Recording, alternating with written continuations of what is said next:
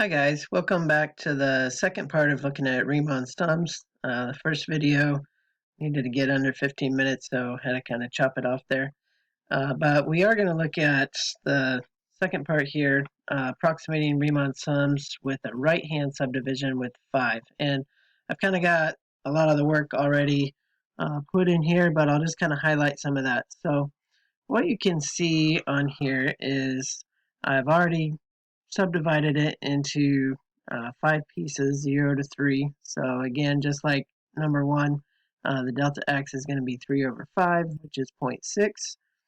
And what's going to happen is we are going not from the left, but from the right. So this point right here is going to be my right-hand value, which I took to be 3.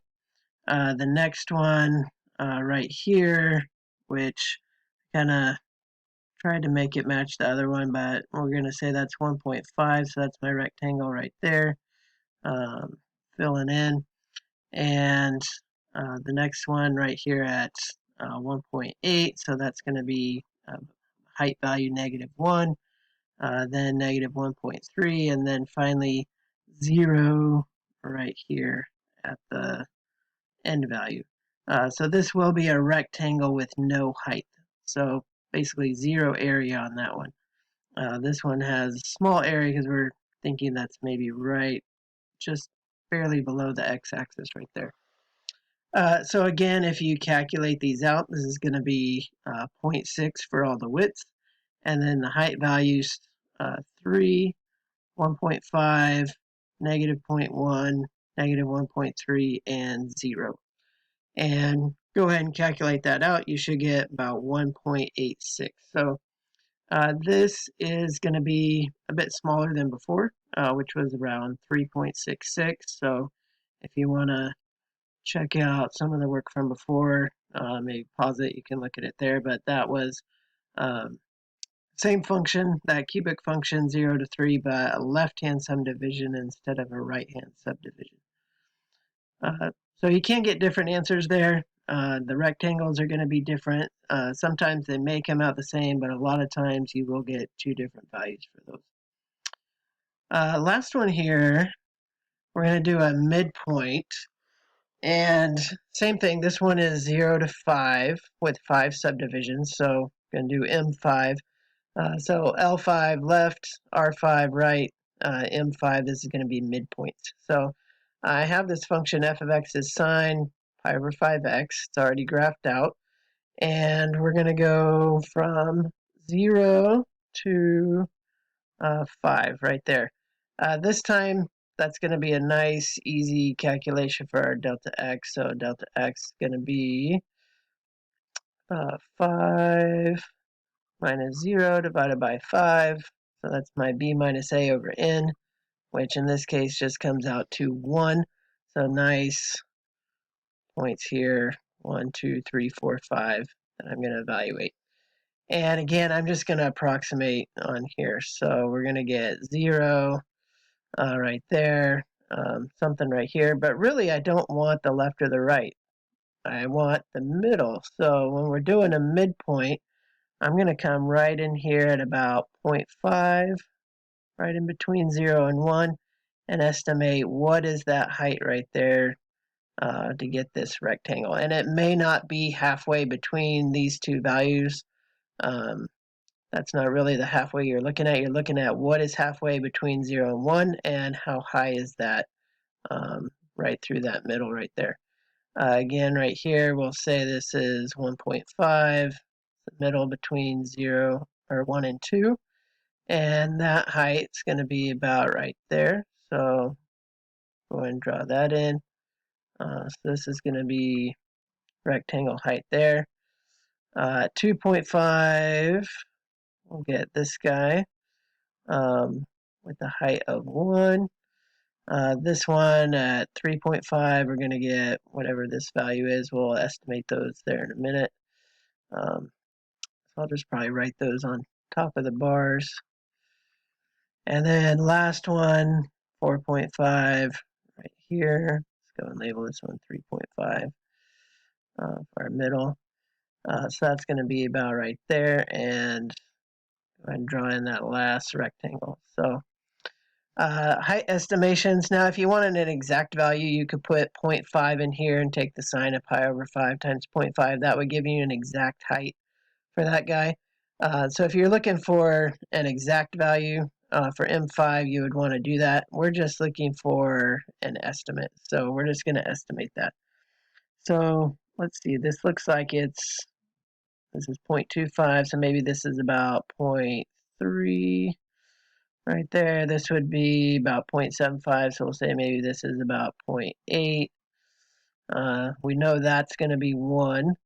This height's also going to match the left side, so about 0.8 right there, and about 0.3 right there. So you will get kind of those symmetric rectangles. Go ahead and add all that up, and let's see what we get. So with this one, this is my delta x right here. So my delta x, and I've gone ahead and kind of pulled it out. Instead of multiplying 1 times all of these, just factor it out in front. So the delta x times this first height, second height, third height, fourth height, fifth height. So the 0.3 plus 0.8 plus 1 plus 0.8 plus 0.3. And all of that adds up to 3.2. So that would be our midpoint estimate for this particular sine function on that interval 0 to 5. Now, you will notice, maybe this is pretty close to the exact area. We're going to be looking in the future at what is the exact area under that curve between the x-axis and the curve. And, maybe this is over a little bit and this is under a little bit. So maybe it's pretty close, but it probably won't be exact. So in the future, that's one of the things that we'll look at is how do I get the exact area of this? And there's a few ways to make it more accurate. So we'll go ahead and kind of look at a preview of that. So how could I make my area estimates more accurate? So one way is maybe instead of, just eyeballing it, I could actually use the function and get some exact values. So that would be one way of making it more accurate. So let's say use exact values for the heights. That does take a little more time. If you're doing everything by hand, we'll look at in another video how we can use the calculator if we actually have the function, use a calculator or Desmos to do that. So that would be one thing that you could try. But using exact values for the height, what might make it more accurate. I could also maybe use more rectangles.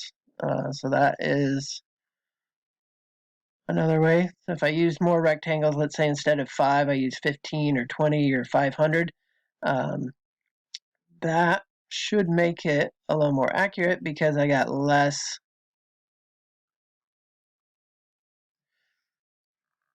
area in between, less gaps in between the function and the rectangle. So the more I use, the skinnier they get and the less difference I have between those rectangles and the actual function that's right there.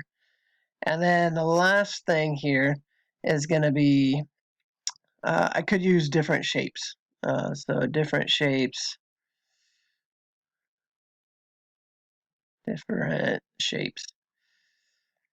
So instead of a rectangle, maybe I might use a trapezoid, or maybe I want my top to be a parabola instead of just a straight line. Those we are going to investigate a little bit further on in the class. But for now, we'll just say rectangles are good enough, and we'll get to those other shapes a little bit later. Now, if you want to visualize real quick what I said before, we'll go ahead and follow this link and see what happens as your rectangles get skinnier and skinnier. So this is almost the same function. We'll put in maybe pi over 5x just to make it the same. So there's 0 to 5. And if I go ahead and increase my number of rectangles, you can see, you get a lot less gap in between than you do when you have really wide rectangles. So that's kind of what we're going to be looking at in the future is as we increase the number of rectangles, how can we do that mathematically to get an exact area, and what is that going to look like? So that's going to be the topic over the next week or so, and looking at limits and how can I get a limiting value off of these guys. So anyway, stay tuned. More of that will be coming up next, but for now you should be able to compute Riemann sums with either left, right, or midpoints.